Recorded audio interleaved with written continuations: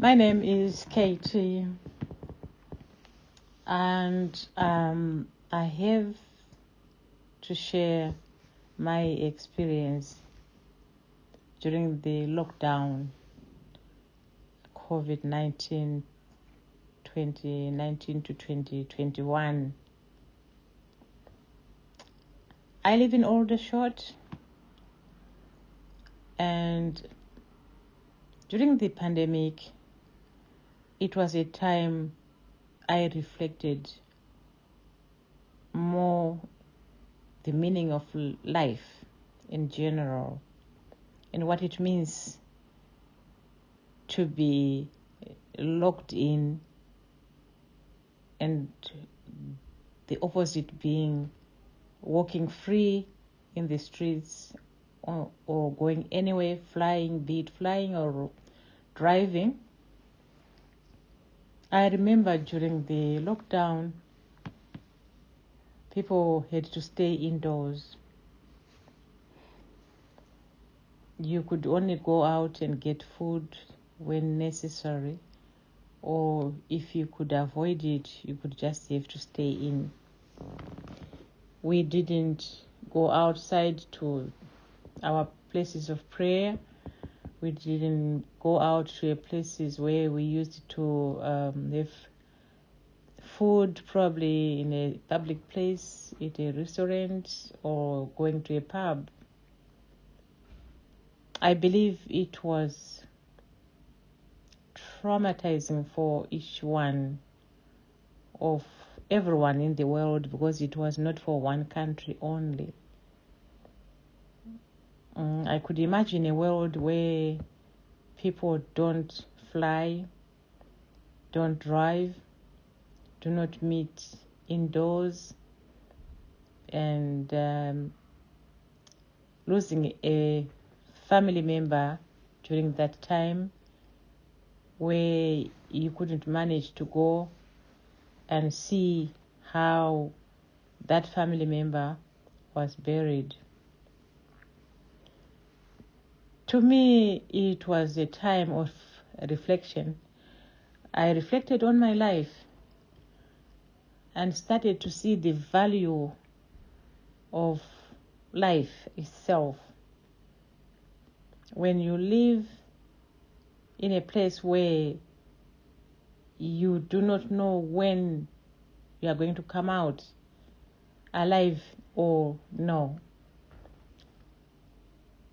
During the lockdown, I really started looking at myself as I sat in the house, not going out. I started to think there was something more that I can do to alleviate the trauma and the fear that gripped my heart. So when COVID started, I didn't know whether to sit in the house or to go out or do anything. But what actually came into me was fear. Fear in a sense that it was like there was something outside. If I walk outside, something might just bite me or grab me as I go outside. So for the time that I received a letter to say, you are vulnerable, you have to stay at home, the way I understood that letter was like, I have to stay in the house and not to go out. In other words, it was like, lock my door and stay in. If something happens, because I couldn't go to the hospital, there was a message that when you fall sick and you are not well, you call 111, which meant that I couldn't go to the hospital if there was a need for me to be attended by a doctor. It was going to be impossible. If there was a prescription to be delivered, whoever was going to deliver the prescription would just deliver it right through the door, at the door, and leave it there, and which means I would have to come out. Let's say if I'm in a situation where I couldn't manage to get to the door, that means the medication, I would not receive it, which was the most scariest thing I've ever experienced in my life. I hope everyone went through this. This was going through my mind. And I stayed home. I couldn't watch the TV. The TV itself became a scariest thing to see. I couldn't watch it because most of the time that I tried to switch on the TV, it was all about COVID. And so listening to it, every second of it made me fall sick, and it made me feel I was better off not listening to whatever was being transmitted from the TV. So I switched it off completely. I also got to a point whereby I was writing in my journal for a while. When I started writing my journal, I looked at our family and I said, my parents never wrote anything for us to follow. So what it means is, if I do not write my family tree, it means if I die, my family will not know who we are or how we came to be. So in that journal, I used to write our family history, where my father came from, where my mother came from, what is their family, how many children do they have, and now how many grandchildren, great-grandchildren. So I started writing that. And then one day I got up and I thought, no, I need to write a book. In so much that, okay, even if I was going to die, still my book was going to be read by my family. They were going to publish it somehow. I don't know. I didn't know how, but I just thought I would start writing. So from my journal, I started writing my own story. And meanwhile, I couldn't go out. So each time I would get up, I don't listen to the TV. I don't want to know what is going on. Meanwhile, I'm in lockdown. So I actually double locked myself to a point whereby for 3 consecutive weeks, I didn't even get out of the house. I stayed in the house. So I was double locked, because the other key was this that told me I'm vulnerable, and then the other key was I locked myself in and said, if I come out, then there must be something that will bite me from outside. So I kept writing a book. And one day a friend of mine called and said, by the way, how are you getting on? And I said, yeah, I'm okay. I'm traumatized. I'm afraid. I fear for my life. And she said, but are you going out to get some fresh air? I said, no. And she said, no, you have to get out and get some fresh air. I said, no, but I was told to stay in the house. And she said, no, you don't have to stay in the house. You have to get out there, get some fresh air, and then go inside. You don't have to meet people. Which comes to effect that I really looked at it and said, okay, we are humans. We go out to other people, we meet with other friends, we laugh, we hug, we talk jokes, we eat out, or we sort of meet and as congregants and be happy sometimes.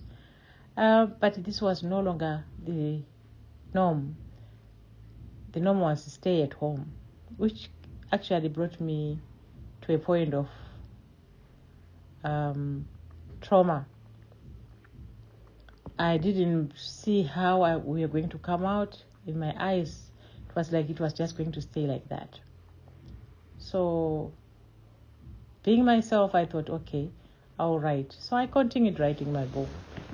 And then my friend says, no, you have to come out, walk, go to your favorite routine and see how you come out with and get some fresh air. Of course, I used to walk, and for about 3 miles, 2 miles, sometimes I would walk around our area and then come home, fresh air. So from that day, I thought, okay, if I'm allowed just to walk by, then I'm okay. So I walked out. I locked the door, but I was afraid. So I locked the door and I walked. I went up the hill. As I got to the hospital, I noticed it was a deserted place. It was like a ghost hospital. There was no car, no life, nothing. This traumatized me even more, because when I started looking at the hospital with all doors locked, no car, no life, I started going backwards and thinking, okay, this is a hospital, it's closed, locked, there's no one there. Myself included as a patient, I asked myself, if something happens to me, there's no hospital to go to, because this hospital is locked. I didn't go to the other hospitals because I couldn't go there, but this one, which I knew, which I used to patronize, if something goes wrong, I would go to it. It was closed. My question was, if the hospital can close, if the hospital can lock its doors and say you cannot come in, I started looking at the value of a hospital and the reason for a hospital. I started looking at it and thinking, right, for those people who patronized the hospital, including me, those patients who used to visit the hospital, they were no longer going to that hospital for the period that we stayed in lockdown. What does it mean to me, and what does the hospital mean as well to me as a person? I did ask myself, if the hospital can close the door and say you cannot come into the hospital, so what it meant was I was going to survive in whatever way that was going to come my way. I fall sick, I had to make sure that I'll be healed somehow without going to the hospital. So there was no doctor to see me. There was no doctor to visit. I really looked at it and thought, is the hospital really an institution that needs to cater for patients, or it's something that, I don't know. I don't understand this one, because if a hospital can close and people can leave, if you're lucky, if you live for 2 years without accessing the hospital, so what does it mean to me? To me, I realized that I can live without the hospital. I didn't want to be afraid. I didn't want to think a sickness or an illness was going to befall me. I was going to fall sick and then there's no doctor. To me, what it meant was, my body, if it is not going to heal itself, then it's not worth it. To me, it didn't mean anything, because I looked at it and squarely and thought, okay, the hospitals are closed. So if it is closed, that means I can survive. So it was survival of the fittest. For those who fell sick, some of my family members as well, who fell for this COVID, yeah, they did pass away. Unfortunately, we couldn't visit to see them getting buried. Some of them, we didn't even know what happened to them, how they were sick in hospital. It was painful because at that time, one of my dearest uncle passed on. And I didn't know how to express the pain and grief that I felt. And so it was a point of questions and reflection in life, really. One has got to think again. If such thing like this pandemic is going to happen again, how are we going to survive? I hope and pray it doesn't come back again during my lifetime, because it was the worst thing that has ever happened. I cherished the life that we come out every morning, we get up and we go to meet others, we laugh, we smile, we share. It was that time when there was nothing like you would get out, but you had to stay indoors. If you are on your own, if you are single, you would be there on your own. And thank God for that time. I started writing as well. I became an author of my first book.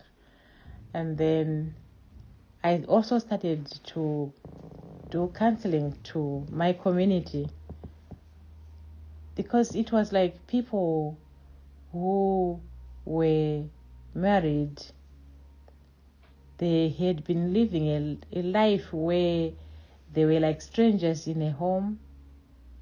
One would come out, the other one is going to work, and the other one is coming out coming in from work. And so they'll be like, one goes out, the other one is in. So they never had time to share their life as a husband or as partners. So they lived a life of being strangers. It was a trying time for couples to recognize that they lived a life of a lie. It was not a true relationship which they were living, but they were strangers. So I got a time then of talking to my generation, to my communities who live in here and abroad. I started talking to them, and I started creating chats for them, and they would talk to me, and I would talk to them, and every evening I would make sure that I have a late night chat where I'll be talking to the parents, and just to give them the moral support of thinking, well, they need to move on with their lives. They've also, when they've got children, they need to make sure that their children are safe during the pandemic. And themselves, they are also safe to communicate as couples. So it was a trying time, definitely, which I hope and pray we all don't think this is going to be there is going to be another pandemic where people will go through such a trauma. I'm still trying to come out of this trauma. I'm still trying to understand myself and understand that the body itself, I want to believe, it's an engine which has got to work so that it heals itself and it does everything. I started looking at life in general. What is life? And what is freedom of just getting out there and meeting other people? The freedom of just having time to go and pray or go and have fun, like what is happening now. It's quite something that I've been wishing to come out and go out on holiday, fly out on an aeroplane and go see my people, my family, in a free world where you are not told you have to stay apart, you cannot hold hands, you cannot laugh, you cannot share the same table.